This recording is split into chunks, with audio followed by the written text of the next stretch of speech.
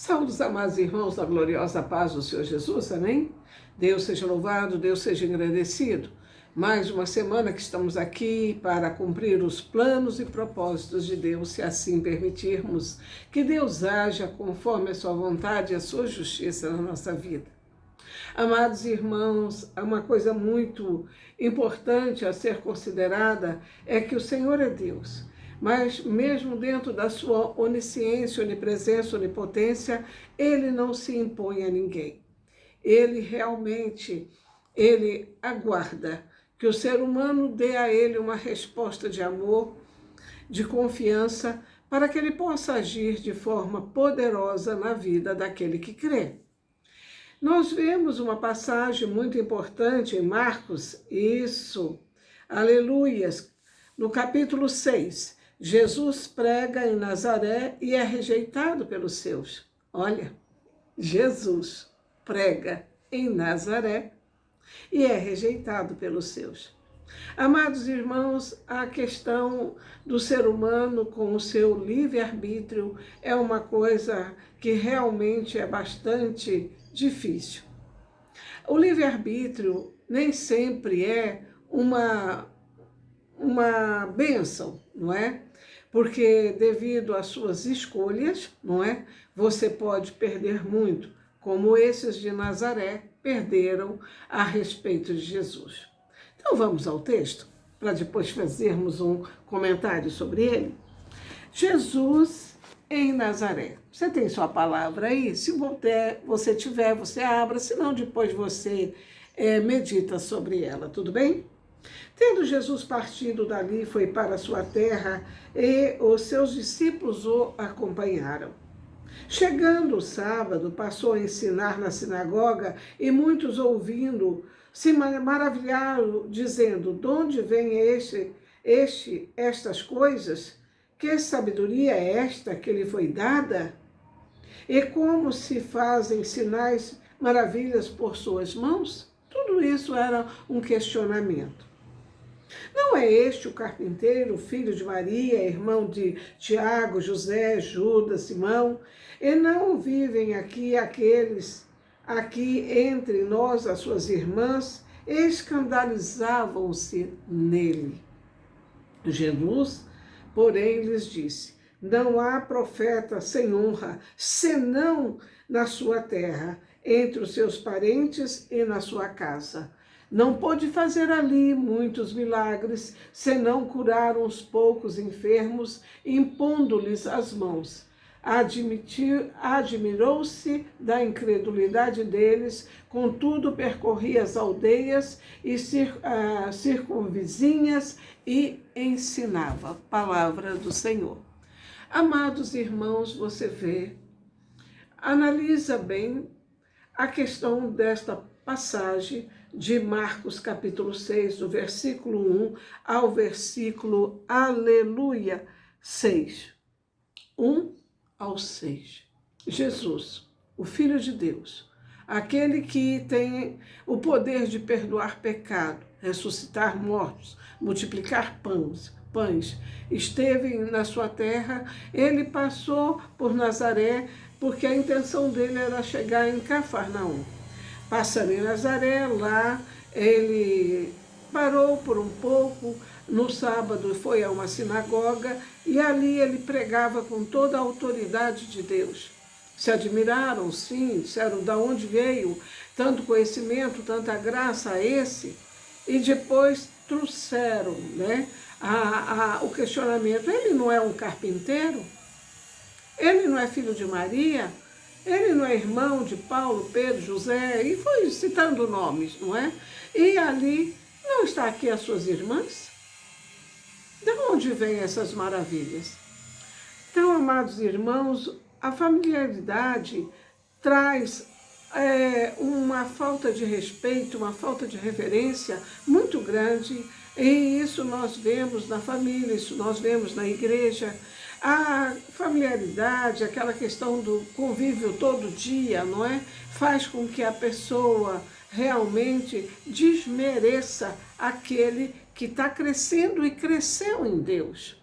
Naturalmente que o ser humano, ele tem uma família, ele tem uma sociedade, ele tem um meio, e ali ele é conhecido. Só que aqueles que o conheceram não reconheceram nele um crescimento, a graça de Deus sobre aquela pessoa que falava com eles. E isso aconteceu com Jesus, admirável, não é mesmo?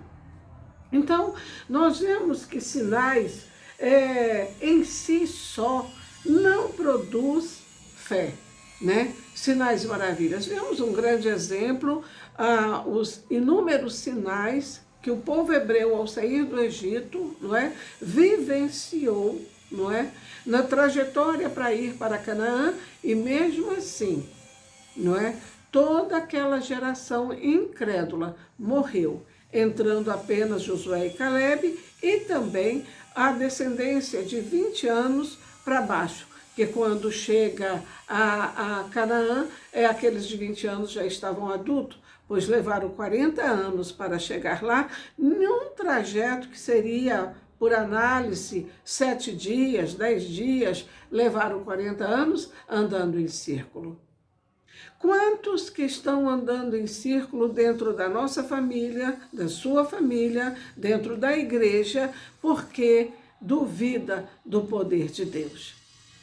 Desdenha, diminui o poder de Deus por conta de quem seja o vaso que está sendo usado para ministrar a palavra, para entregar a bênção, para ministrar a cura ou a libertação. É difícil isso, né? Então nós vemos que a fé é um compromisso, é uma escolha pessoal. Ou a pessoa escolhe ter fé, ou ela escolhe ser incrédula, não é? Então a fé é uma escolha. Vemos que amor é uma escolha, perdão é uma escolha, uma decisão, e fé também é uma escolha, uma decisão. Você escolhe viver incrédulo ou viver crendo, mas se você escolher viver crendo no poder e na palavra do Evangelho, ministrado por Jesus, você será mais que vencedor. Aleluias, glória a Deus. Jesus fez os seus milagres só em resposta à fé. Então, Jesus, ele não força ninguém a crer. Eis que estou à porta e bato, e se você abrir, entrarei e cearei contigo. Não é? Mas se você não crê, Deus não força. Então ele só faz milagre assim, ele só faz maravilhas em resposta da sua fé. Se você não tem fé, não é porque Deus é pequeno, ele está pequeno perante você que não tem fé, mas para os que têm fé, ele é tremendo e maravilhoso. Jesus, aleluia, não estava tentando convencer os incrédulos, pois isso é impossível. Há impossibilidade para Deus? Isso é impossível? A questão é que a impossibilidade é de entrar em um coração fechado devido ao livre-arbítrio, não é? Então, o incrédulo, o que resolveu não crer, não é? Tranca o seu coração por dentro e não pode, então, o Espírito Santo, o poder de Deus, entrar e iluminar aquela vida. Por isso que ele diz, como já foi dito, eis que estou à porta e bato, se você abrir. Por que você abrir? Porque a chave do coração, do entendimento e da fé é aberto por dentro do ser humano. Aleluia! Os incrédulos ouviram e ficaram admirados com os ensinos de Jesus e seus milagres, mas isso não fez que cresce nele. Amado, quantas vezes você vai à igreja ou mesmo recebe uma mensagem via internet, zap, não é? Ou mesmo um testemunho, e você tranca o seu coração e não é edificado por isso? Será que o testemunho foi pequeno? Será que a pregação foi sem unção? Não. Foi você que optou a não crer. Então, realmente fica impossível para você ser iluminado com essa postura. Aleluias! Glória a Deus. O problema era que os incrédulos estavam acostumados, né, a ver Jesus e começaram a discutir sobre eles. E nessa discussão, não é? No lugar de ouvir a palavra, gastaram o seu tempo em discussão entre si e perderam a bênção.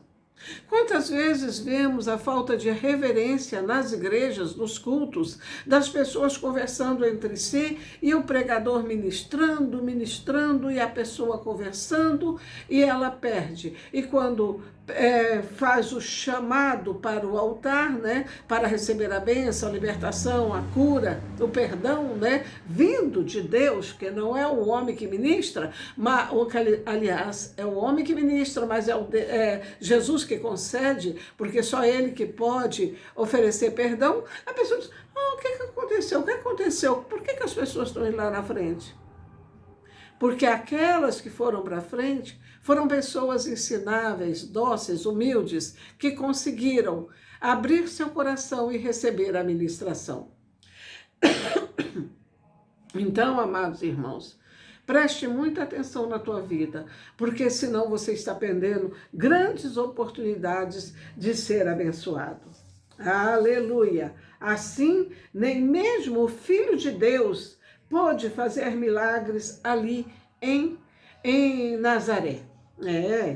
Isso não significa que o poder de Deus seja limitado, mas sim que Deus escolheu agir apenas em resposta da fé. Me desculpe. Aleluias. Então, o povo de Nazaré, né, estava tão familiarizado com Jesus que não usufruiu da bênção. Então, o povo que está tão familiarizado com o pastor, com o missionário, que faz parte da sua família, não é? Perde a bênção por quê? Porque esquece que a pessoa em Deus, as coisas velhas se passaram, tudo se fez novo e se tornou nova criatura. Cresceu no conhecimento e na graça e se tornou um instrumento, um veículo, um canal de Deus, e as pessoas menosprezam e realmente perdem por esta familiaridade. Isso acontece com o seu pastor de anos que te ministra, com missionários, com pessoas da sua família. E isso é um grande prejuízo para você próprio. Abra o teu coração e entenda que muitos, embora que você o conheceu em nenhuma oportunidade, em nenhum estágio da vida, ela cresceu e ela está ministrando através do poder do Espírito Santo, através do poder de Deus. Amém? Há um ditado popular que diz, santo de casa não faz milagre. Isso sugere que pessoas próximas, por estarem acostumadas com a presença, por não serem valorizado aquele que lhe traz a mensagem e reconhecer o seu mérito, leva, não é, a falta de respeito e sugere o desdém.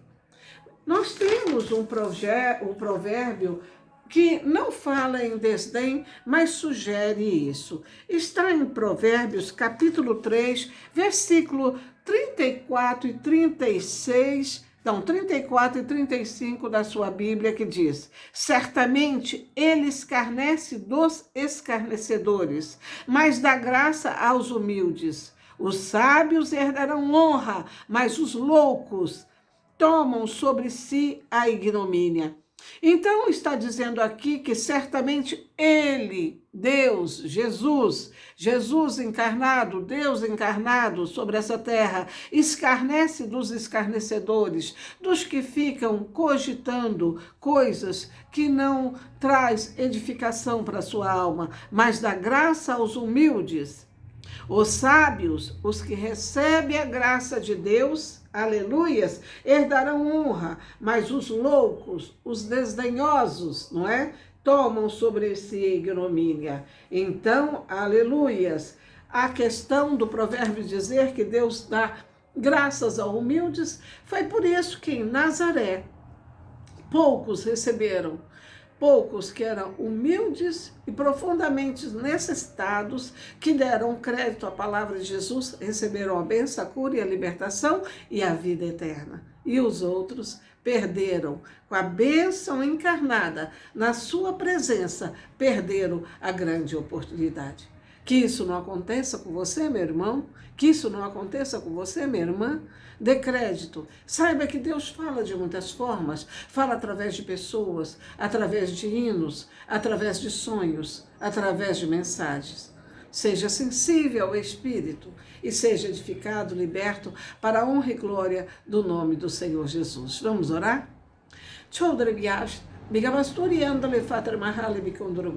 Deus de mistério, Deus de graça, eis aqui, Senhor, o seu povo, sendo ensinado a ser mais cuidadoso com as mensagens que o Senhor manda através dos seus enviados. Que eles possam ter a opção de realmente optar pela fé e não pela incredulidade. Porque a fé é um compromisso, a fé é uma escolha muito pessoal. Eu oro para que todos que estejam me ouvindo façam essa opção pela fé em Ti, Jesus Cristo, pela fé daquele que morreu e ressuscitou e está à direita de Deus Pai, intercedendo por todos aqueles que nele creem. Abençoa a todos que nos ouvem, Senhor, que eles possam receber de Ti a bênção, a cura, a libertação, a paz que transcende todo entendimento. Que eles possam receber de Ti, Senhor, a novidade de vida, o nascer de novo em Cristo Jesus. Oramos por cada um que nos ouve, oramos pelo nosso Brasil, oramos por Israel. Tem misericórdia, Pai, do nosso Brasil e de Israel, que os inimigos retrocedam e que a Tua justiça se faça aqui no Brasil e em Israel. É o que te pedimos e já te agradecemos, em nome de Jesus. Amém. Vamos receber a bênção? A bênção, ela está em Números. Aleluia! Como sempre digo, bênção sacerdotal está em Números, capítulo 6, versículo de 24 a 26, que diz assim: O Senhor te abençoe e te guarde. O Senhor faça resplandecer o rosto sobre ti e tenha misericórdia de ti.